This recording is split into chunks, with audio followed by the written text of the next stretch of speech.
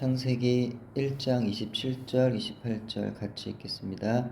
하나님이 자기 형상 곧 하나님의 형상대로 사람을 창조하시되 남자와 여자를 창조하시고 하나님이 그들에게 복을 주시며 하나님이 그들에게 이르시되 생육하고 번성하여 땅에 충만하라. 땅을 정복하라. 바다의 물고기와 하늘의 새와 땅에 움직이는 모든 생물을 다스리라 하시니라. 아멘.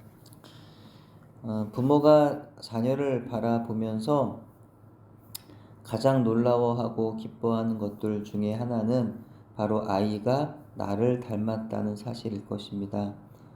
때로는 아이가 나의 연약하고 모자라 부끄러운 부분까지 닮는다고 하면 그것은 그 이상으로 못마땅한 것이겠지만 말입니다. 그러나 연약하거나 모자란 것이 전혀 없으신 창조주 하나님 아버지는 우리에게 생명을 주시고 각양의 좋은 선물들을 아낌없이 복으로 부어주시면서 우리에게서 이 한 가지를 원하십니다. 그것은 우리에게 아버지가 되시는 하나님을 닮는 것입니다. 우리가 하나님의 자녀라고 한다면 사실 자녀인 우리가 하나님 아버지를 닮는 것이 전혀 이상하지도 어려운 일도 아닙니다. 그러나 세상에 죄가 들어온 이후에 그 자연스럽고 당연한 일이 이상하고 어려운 일이 되어버린 거죠. 그러나 원래부터 우리는 사실 하나님 아버지를 닮도록 만들어졌습니다. 그 말씀이 바로 오늘의 본문입니다.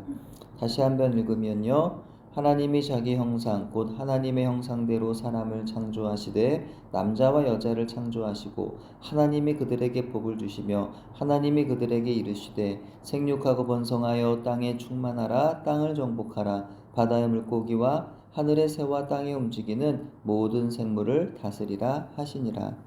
근데 여기서 말씀하고 있는 하나님의 형상은 무엇일까요? 물론 그것이 인간들처럼 하나님이 눈 2개, 코 하나, 입 하나, 귀 2개를 가진 얼굴과 2팔과 2다리로 걷고 일하시는 분이라는 의미는 아닐 것입니다. 하나님의 형상은 바로 그분의 성품을 의미한다고 보면 될 것입니다. 죄가 없으신 거룩함, 의에 있어서 흠이 없으신 온전함, 영원토록 변함이 없으신 사랑, 측량할 수 없으신 지식, 그리고 충만하신 영광과 평안과 기쁨, 이런 것들이 바로 하나님의 형상이라고 봅니다. 하나님께서 사람을 창조하실 때 바로 사람에게는 하나님의 그 거룩함과 의로움과 사랑과 지식과 영광과 기쁨이 그대로 주어졌던 거죠. 그래서 우리는 원래 하나님의 그 형상을 닮은 사람들이었던 겁니다. 여러분의 자녀들을 한번 생각해 보실까요? 여러분 자신은 또 어떤가요? 여러분의 부모는요? 형제들 중에는요? 교회 지체들 가운데는요? 이와 같은 하나님의 형상을 가진 분들이 계신가요? 안타깝게도 하나님의 형상을 가진 분들 만나는 게 쉽지 않은 것 같습니다.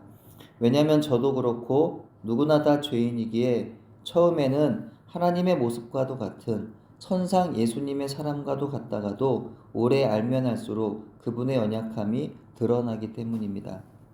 우리가 다 그렇게 죄인이고 연약한 사람들이지만 우리에게 생명 주시고 모든 좋은 복을 다 주시는 아버지께서 우리에게 그분의 형상을 회복하기를, 그래서 창조의 그날에 주신 그 모습 그대로 하나님 아버지를 닮기를 하나님이 가장 원하신다면 우리는 그것을 해야 하지 않을까요?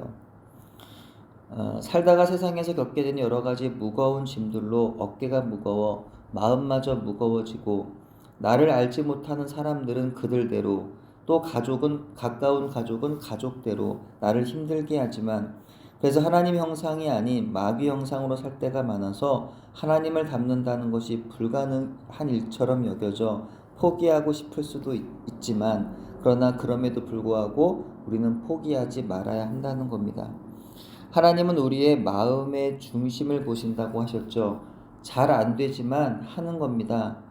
유복하고 편안한 집안에서 태어나 천성적으로 여유롭고 온화한 사람이 세상에서 사랑을 행하고 사는 것은 어렵지가 않습니다.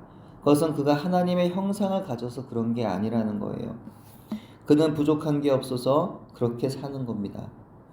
근데 여러 가지 삶의 현장이 팍팍하고 어려움이 많아서 여유가 없고 지치고 불안하여 세상에서 사랑으로 살지 못하는 건 그에게 하나님의 형상이 없어서 그런 게 아니죠. 그는 부족한 게 많아 그럴 수밖에 없는 겁니다. 그러므로 내가 비록 하나님의 형상을 따라 살지 못한다고 해서 그것이 꼭 내가 하나님의 형상을 잃었기 때문은 아닐 수 있다는 겁니다. 이것이 핑계가 아니라 하나님은 우리의 삶의 고통, 결핍, 아픔, 책임감, 부담감, 피곤함 이런 것들을 다 아시기 때문이죠. 그래서 하나님의 형상대로 살고 싶은데 나름 애써 보기는 하는데 그게 그렇게 마음처럼 안 되는 것도 하나님 아버지께서 아신다는 거죠. 그래서 중요한 건 바로 그 마음이라는 거예요. 마음처럼 안 되지만 그렇다고 막 나가는 거, 그러면 안 된다는 거죠. 마음처럼 안 된다고 막 나가고 막 살고 그러지 말고 그래도 하나님 형상대로 살고 싶어 애쓰고 있는 거, 그 마음 중심을 하나님은 보시며 기뻐하시라 믿습니다. 여러분 어제를 살면서 후회스러웠던 것이 있으셨을까요? 내가 그건 좀 참았어야 했는데, 내가 그 사람의 그 말은 하지 말았어야 했는데, 그건 내가 그리스도인답지 못했어. 내가 목사 같지 않았어. 잘못했네. 이런 일들이 있었나요? 하나님의 형상이 아닌 하나님의 자녀 같지 않고 그리스도의 제자 같지 않았던 나의 언행에 대해서 우리는 아무렇지 않다는 생각을 해서는 안 될 겁니다. 우리가 하나님 아버지 형상을 닮지 않은 건 분명 정상이 아니기 때문이죠.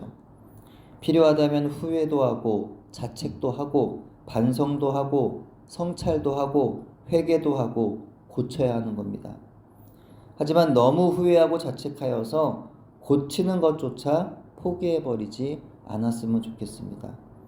하나님 아버지, 성경은 제가 바로 하나님의 자녀라는데 하나님 저는 왜 하나님 형상과는 다른 삶을 살까요? 왜 자주 미워하고 분노하고 낙심하고 불안해하며 욕심부리는 걸까요? 하나님 저에게 하나님 형상을 회복해 주세요. 아버지의 거룩함, 아버지의 의로움, 아버지의 사랑, 아버지의 지식, 아버지의 영광, 아버지의 평안과 기쁨을 담게 해주세요. 이 마음으로 예배하고 기도하며 살아감으로 하나님의 형상을 참으로 회복하는 우리 모두가 되기를 간절히 소원합니다. 기도합니다. 하나님 아버지, 아버지께서는 독생자 예수님을 아낌없이 십자가의 대속물로 내어주시고 그 핏값으로 우리를 살리시고 자녀로 삼아 주셨습니다. 자녀 삼으심도 복되고 감사한데 우리에게 하늘의 각양에 좋은 은혜와 은사를 복으로 내려주셨습니다. 하나님은 그렇게 우리의 아버지가 되어주셨습니다. 근데 저희는 하나님의 자녀이기보다 어둠의 권세 잡은 자의 자녀이기를 더 좋아하여 하나님의 품을 자주 떠났습니다. 하나님 저희의 더러운 죄를 용서하여 주시고 잃어버린 아버지 형상을 회복하여 주옵소서. 세상을 닮은 자로 살지 않게 해주시고 사랑의 하나님 아버지를 닮은 자로 온유하고 겸손하신 예수님 형상을 닮은 자로 살아가게 하옵소서. 예수님 이름으로 기도드립니다. 아멘.